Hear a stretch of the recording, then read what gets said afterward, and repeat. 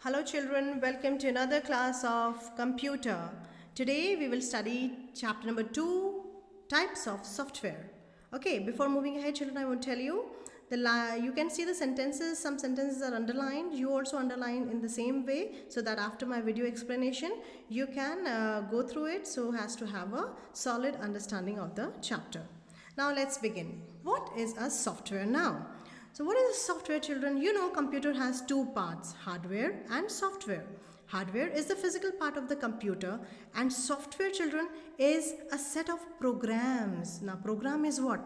It is a set of instructions or command which is given to the computer to do any work. You know computer though an intelligent machine but it does not have its own IQ, intelligence. It cannot work on its own. We need to give it instructions. So all these instructions are stored in the computer in the form of software.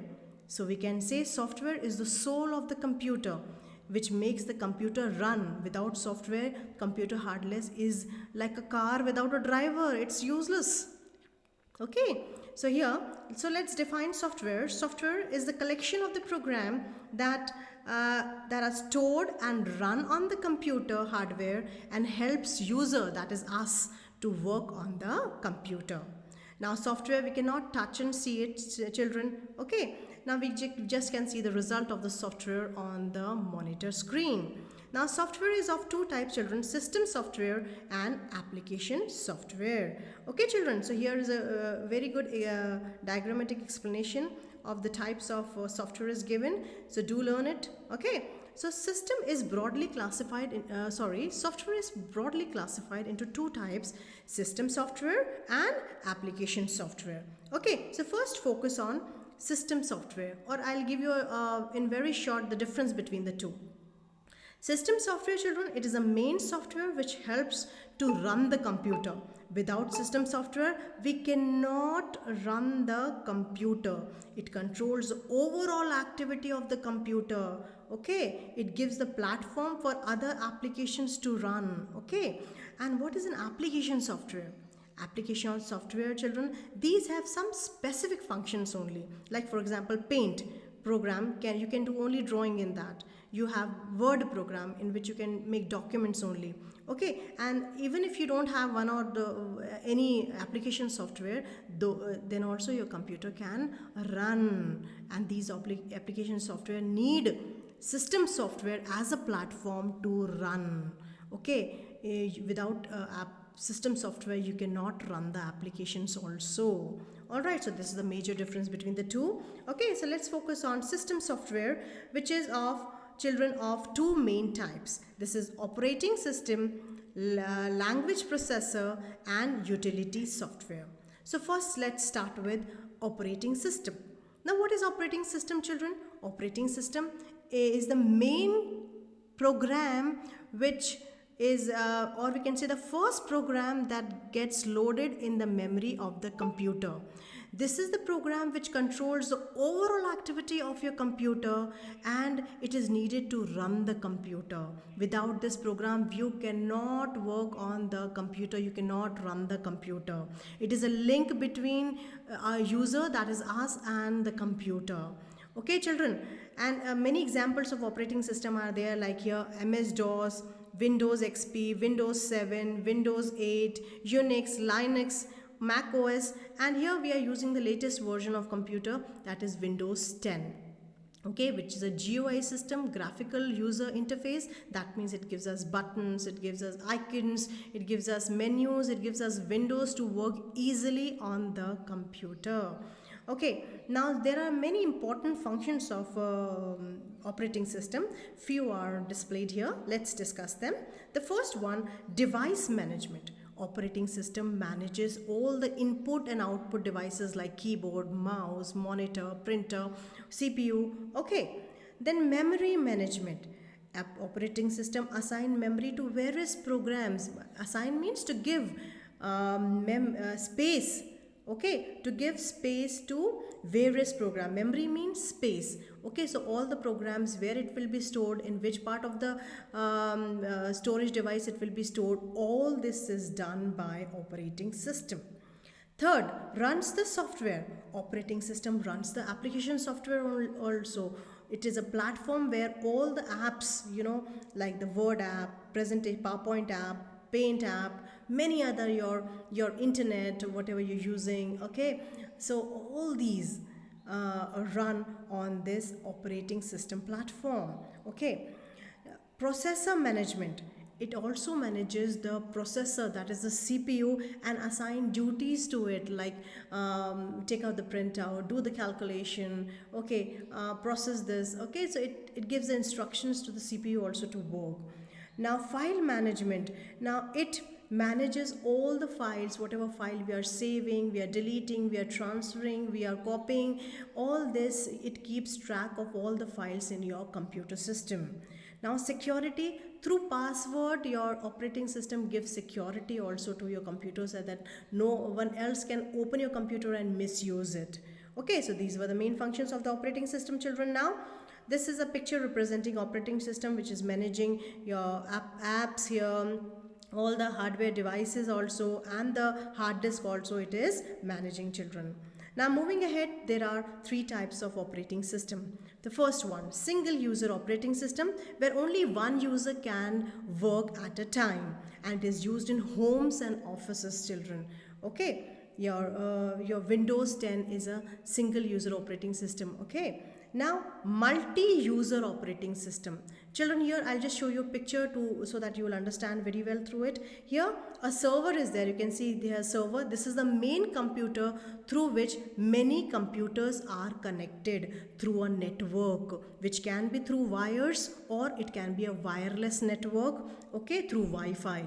Okay, so here you can see, so all the users sitting on different computers are linked to one main computer through a network, and then they can share any files from this main computer. They can use any resources attached to this main computer. That means they can use the printer of this main computer, that is the server. Okay, so this way multiple user operating system means here the multiple users, many users using many different computers can be joined to one main computer for sharing the resources and for sharing the data and information. Okay, so this is multi-user operating system. The third is multitasking system, children. Multitasking system is what, children? It allows you to run more than one application at the same time, and you can switch on to one application to other application without losing information. That means, children, I'll give you an example. If you are making a Word document and at the same time you want to play the music, you can play the music also and listen. You can order the printer also, give the command to the printer also to print. You can do the Google search also. So all these tasks you can do at the same time. So this is called multi-user operating system, and Windows is the example of multi-user operating system. Moving ahead, children, we have the second type of system software, that is utility program.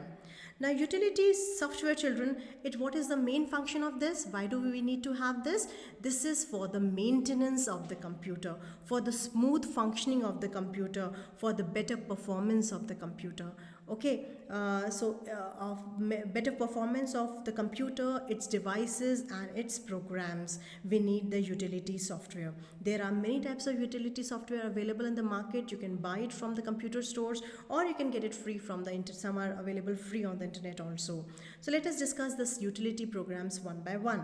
Number one, network utility. This is such a utility, or you can say helping program, which checks the network connectivity of your computer. Your computer is connected to the Wi-Fi, your computer is connected to the cables for the network. So it checks whether connectivity is proper or not, whether how much data you are transferring from one device to the other device. Okay, what is the speed of the network? Everything it keeps a track of this. So this is very important software.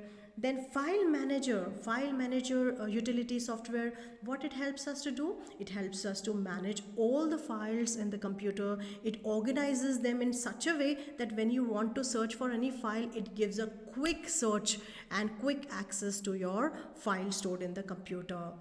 Then is the disk management utility program. Now this program helps you to manage your disk. Disk means hard disk. That is the storage device where all the files and the programs are stored. How does it helps? It gives it partitions the hard disk. Your hard disk is so big, the largest storage device in your computer. Okay, so that hard disk is partitioned for different programs, like the system programs, which are very important, are stored in one part. Then all the programs you are installing in the computer, that is stored in the other part. Then all the files you are making, that is stored in the other part. So it divides the hard disk in, or do the partition of the hard disk, and manages the hard disk. Okay. Then is the scanning, children. What is scanning? Scanning is an activity of examining your computer, that your computer is working good or not, or it is attacked by the any virus or any other problem is occurring in your computer. That activity is called scanning. Okay, and the scanning can be done by antivirus utility programs. Many are available in the market, like Quick Heal, Avast, AVG, Norton. All these are antivirus utility software. These software help your computer to be safe from the virus attack. Now, virus is not any living organism. Virus is any computer program whose intention is to damage your computer system, to damage all the files of the computer system. So that is a virus. So virus is also a program which which you can say is a bad program, which disturbs your computer system. Okay, so it checks that, and it helps you to get rid of this virus. This antivirus utility program, it protects your computer system against system failure, and also helps you to recover the lost files also. Now next is the backup utility, children. Backup utility, children, it's a process of taking of recovering data in case of any accidental loss or damage of your computer hard disk. Okay, so whatever you save, it got saved in the hard disk only. Now sometimes what happens, there can be a damage to your hard disk, then all your work will go off, and okay, all your data is lost. So in that case, children, so before that only, intelligent user, what they do, they take the backup. The backup means a copy of all their work in other storage devices like CD, DVD, pen drive, so that in case of any damage or accident is there, or of hard disk, then you can recover your data. So that is called backup. There is a simple process of doing a backup. You can just see it. I'll just zoom it for you, children. Here the steps are given. Whatever I have circled, children, just see that one by one. The first circle here, you have to go and click the start button, and then you have to search for control panel. Then in the control panel, you have to search for backup and restore. After that, the following window will appear, and you have to click this setup backup. After this, children, you will get a second window like this, asking you select where you want to save your backup. First of all, the backup was saved in the hard disk only, in one part of the hard disk, all the copy of all the files in one part of the hard disk, and that part then you can copy it in some other storage devices like pen drive, DVD, CD and all. Okay, children, so they are asking in which part of the hard disk you want to save it. So you can say D or E. You can select here, and then you can click next. And then moving ahead, the following window will appear in front of you, asking do you want to back up yourself, or you want the Windows to back up. You can choose. If you want only selected files to be backup, then you can go for the second option, let me choose. And if you want the Windows to back up automatically on its own all the main files and folders, then you can click the first option. After that, you can again click next, and then the following window will appear in front of you. Then you can say review your backing setup. Then it will review you every, like here the date is given, every Sunday at 7 p.m. you can review it. Okay, but you can change the schedule also, the day you want, the time you want, you can schedule it, and so that you can check on the time that the backup is going properly or not. And here you are getting the copy of your files or not properly. Okay, you can see that. And as soon as you click save settings and run backup, then your backup process will start on a scheduled basis, means regularly the backup of your files will be done. Next utility software is, children, compression. Okay, compression. Compression is what, children? It's a process of shrinking your files. Shrinking means to reduce the size. Sometimes the files are too big and they occupy a lot of space in the hard disk, so they need to be shrinked and made smaller in size so that you can store more and more data on the hard disk. Okay, children. So and in some conditions, like when you are sending some files to the other computer, then if the file size is too big, it will not get transferred easily. In that case also, you can take the help of the compression software to reduce the size of the file, and you can transfer it very easily. But the other computer where you are sending, it should also have this compression software so that they can decompress it. Decompress means bring it to the normal size, and then they can view the work in the file. Okay, so examples are, children, given here: WinZip, PKZip, okay, 7-zip, WinRAR, many are there. Now the third type of system software is language processor, children. Children, you know that your computer understands only machine language, and you know the programs are made in high level languages like C, C++, Java and all, and computer does not understand this language, so it needs to be converted into machine language, and that work is done by the language processor programs. Okay, so there are three language processor programs here mentioned: assembler, interpreter and compiler. Assembler, children, it converts only assembly language, which is a low level language, into the machine language. Okay, so if you have a low level language which is used by the old computers, no, so they must be using assemblers, right? Okay, but here we are having programs nowadays in high level language, so we are using interpreter and compiler. Now, children, this interpreter and compiler both converts high level languages into machine language. Now, interpreter, what is the difference between them? Interpreter translates or converts each line into line by line. It works, it converts one line and then run it in the one line in the machine code and then run it. Then it converts the second line in the machine code and then run it, and if any error occurs, it stops there on that line only, and it will not move forward until the errors are corrected, mistakes are corrected, and then only it will go to the next line and run it. Okay, so that is the work of interpreter. Compiler, children, converts the whole program written in the high level language into machine language in one go, and then it will create a machine code.